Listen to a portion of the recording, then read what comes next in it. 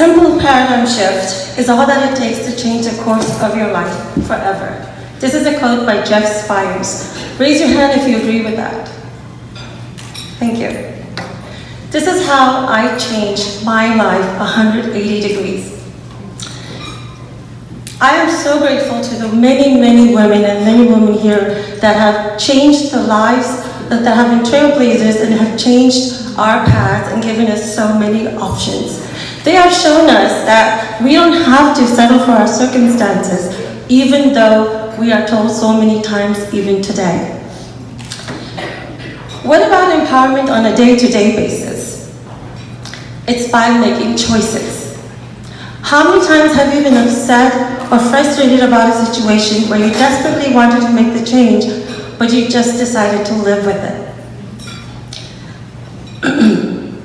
I know, I understand, I've done that so many times myself, and I feel it's a silent trait that is passed on to us by our grandmothers and mothers. What about empowering our children by the choices we make? You have heard that the children learn from our actions more than our words. So what are we teaching them through our choices? Today, I would like to share with you some of the bold choices that I have made in my life. First one was that I'm not going to live with this pain. 21 years ago, I was bedridden despite being on 25 medications. 11 of my doctors up to this point had told me that I was a hypochondriac. It's all in my head. I persisted, and the 12th doctor told me, Seema, I believe you. I trust you. You have a real problem. Happiest day of my life. Then he put me on 25 medications. But my breaking point was, after I had my son, Aman, I became bedridden, and I couldn't hold him. I couldn't cuddle with him. I couldn't even nurse him. And that's when I looked at him, and I said, there is no way I'm going to have this kind of a life for him. This is not a way to live or bring a child into this world. That's when I started my journey of the 3 Gs. Drive, determination, and daring to step out of my comfort zone, stop listening to the doctors and my family, went within, listened to my inner wisdom, and I stand before you doing what I love, and now on one medication. Thank you. Thank you. Thank you. The second bold choice was moving to India in 2003. Because I was raised here and my parents were dead against it, they said, no way. At that time, my kids were toddlers, and they said, let your husband Upendra go if he wants to, but you stay here. And I said, no way. This is his dream, and I'm going to support him. We decided to go for 6 months. When it turned into 10 years, I have no idea. But that was the best decision ever. My children have a strong bond with their family and cousins over there. They learned about the culture. The only way you can learn is by immersion. I could have never taught them that.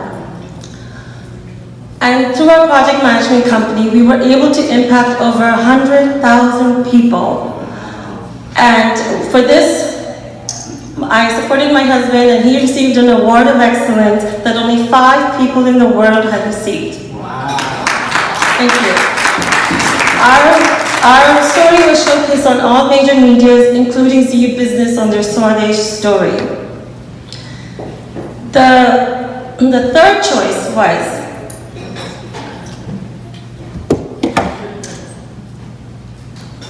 the courage to stand here before you and to share my story. Because we're always so worried about what will people think? What will society think? Right? That's always our concern, especially in the Indian community. In US alone, global numbers are even more terrifying. But in US alone, about 50 million people have autoimmune disease like fibromyalgia, rheumatoid arthritis, hypothyroid, and hundreds more. 80% are women. Isn't this a ridiculous number? 90% of it occurs because we are too busy selflessly taking care of everyone else and everyone else's needs, that we are not taking care of ourselves, not loving ourselves, and sometimes even ashamed to take care of ourselves, right? Not being able to, now this is a kicker because women like to talk, not being able to deeply express their feelings and emotions. This is so changeable. That's why I decided to stand here and share with you what I've gone through. The other one was daring to allow my children to make their own decisions. My son decided he knew what he wanted out of life and did not want to go to college. He had a passion of photography and wanted to work with some of the A-list rappers like Wiz Khalifa, and I don't know them. Right? So he decided to go into that line, fulfilled his dream, and now has become a realtor because he realized he can make money faster that way. My daughter Ashima in high school felt that she was totally,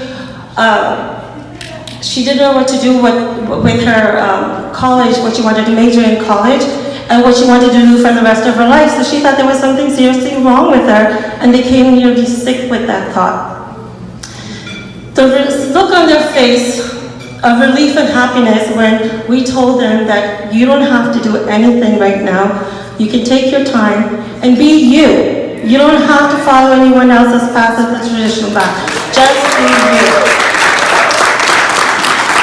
So today she's in college exploring what she wants to do, and in fact has started an initiative where she's impacted hundreds of teenagers at risk for suicide attempts through her fashion Don't Die t-shirts, her own way of saying to people or to the teenagers that you matter. So I invite you to unapologetically be you, have the courage to be you, and make bold choices. Thank you.